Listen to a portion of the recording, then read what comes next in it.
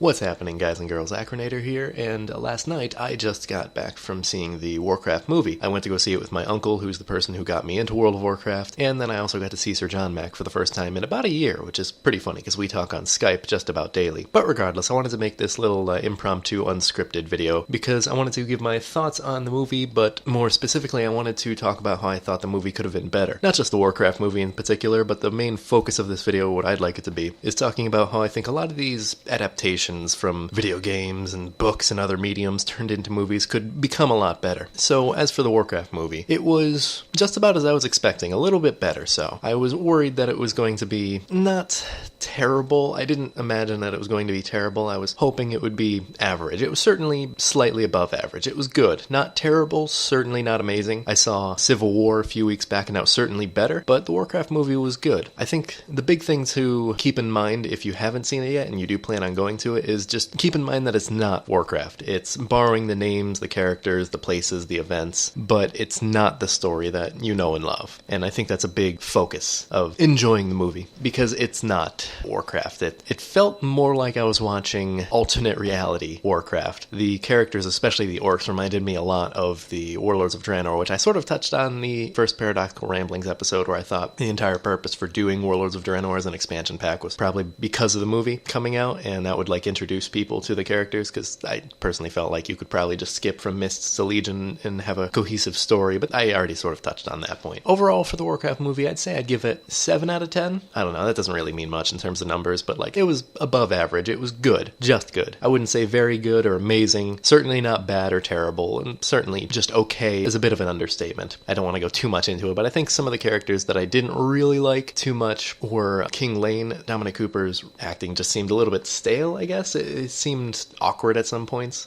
There weren't quite as many awkward lines as I was led to believe, watching some other YouTubers like Bellular and Novels takes on the movie when they had seen it a few weeks ago. And the way they described it, it seemed like there was a lot more awkward conversations than there were. There was only really one part that felt cringeworthy, where some of the characters were sitting around a campfire and they just started spouting out exposition of their backstories, and it was just really awkward and unnecessary. It felt unnecessary to the story, and it really didn't need to be put in there. Let's see, there was one other character that I really didn't like, and that was Orgrim Doomhammer. I'm not going to get too much into that because I don't want to spoil too much for the movie, but I didn't really like his portrayal. I'm definitely biased in this case, but I like the the actual Warcraft version. I own the first 11 of the Warcraft novels that were released, so I'm definitely biased, so take that with a pound of salt, if you will. But I certainly like the actual versions of Warcraft. And that sort of leads me into the main part of the video that I wanted to talk about, which is kind of funny because it's not necessarily Warcraft related, is the difference between a recreation and an adaptation. You see, I think more movies that are created off of video games, off of books, etc., should be recreations. A few decades ago, the 50s, 60s, 70s, probably even into the 80s to some point, it was frowned upon for movies to be too close to the source material. It was seen as taboo, as there was no artistic integrity into putting a recreation into the movie,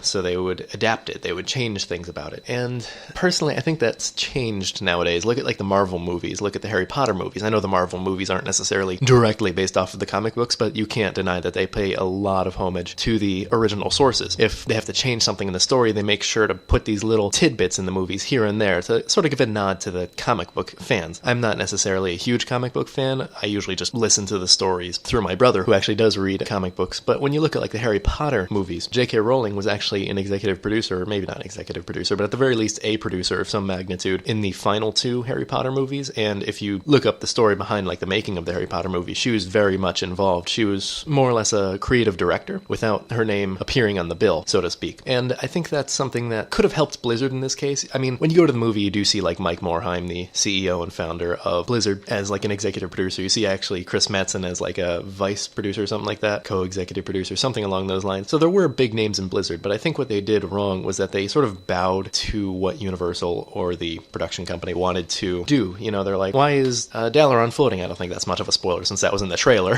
but why is Dalaran floating? Why isn't Dalaran floating? It's a city of mages. Wouldn't it be cool if it's floating in the movie? Because it's floating in the game currently, but see, that sort of thing is the change that it doesn't necessarily affect the story story for the Second War, right around the time that the movie takes place. It's sort of skewed into that line. It's supposed to take place over both the First and the Second War, I believe, the way they portrayed it, but like I said before, it's not really Warcraft in that sense. It's borrowing the names and the characters. But that's the sort of change that it doesn't make a difference in the story. So some people would argue, well, what's the difference either way, so why not change it? Well, to me, that would be all the more reason to keep it the same, because if there's no difference either way, there's no real added benefit either way. And that would just give the fans of the franchise, or the story rather, a little bit of a nod, I guess, in the movie. Dalaran wasn't floating, because that sort of thing just pisses fans like me off who know the story intimately. Otherwise, the people who don't know Warcraft very well and go into the movie wouldn't really care if the city is floating or not. So that makes no difference, but the fans like me who know the story, that just kind of irks us. So changes like that don't make a difference really shouldn't be changed, in my opinion. That's like the first step to making a recreation, I think, is just pay attention to the details and don't unnecessarily change things. If something like really doesn't work in the story, it really doesn't make sense and people are going to question it, then go ahead and change it. That's fine if they improve upon the story. But if they're just changing these little nitpicky things that don't make a difference either way, keep it the same. It's a little nod to the fans. They should have just kept with the Warcraft story. I mean, you have one of the most influential stories in gaming. I mean, Warcraft wasn't brought into the original induction of the World Video Game Hall of Fame for a reason. World of Warcraft was brought into the first class of inductees to the Video Game Hall of Fame. Some of the other names on this list: Doom, Pac-Man, Pong, Super Mario Bros., Tetris. I mean, come on, those are influential games, like everyone knows those. Some titles that got in this year, the second year: Legend of Zelda, Oregon Trail, Sims, Sonic the Hedgehog, Space Invaders, Grand Theft Auto 3. World of Warcraft got into the Video Game Hall of Fame before those, the second group of 6 that I just said. You can't argue its influence into gaming. Its story is definitely there. One of the things that's remained constant throughout Warcraft, the RTSs into the MMO, is the story. That's the one thing that carries through, and that's one thing that people really remember. That's why Burning Crusade and Wrath of the Lich King are some of people's most favorite and memorable expansions, because they touch on the characters that were touched on in Warcraft 3, which arguably has some of the best storytelling in all of the Warcrafts. World of Warcraft has to do it in a much larger and grander scale, whereas Warcraft 3 had the time to do it more eloquently. I guess the thing to take away from this video is that more recreations would do fans of various stories good. Look at The Last Airbender. Oh god, The Last Airbender. They really screwed up on that front. I think that film is universally regarded as one of the worst adaptations ever. They just changed so many things all at once, and it really did not work at all. They changed Aang, the main character. First off, they changed his name to Aang. It's like, I know you're going for the Asian thing, but it said in the source material Aang. It's not like you're reading a book and it's open for interpretation. They called him Aang in the original show. They changed him from a happy-go-lucky 12-year-old with a dark past, but he still manages to be a kid when it is required for storytelling, into this just angsty kid with like weird-ass tattoos.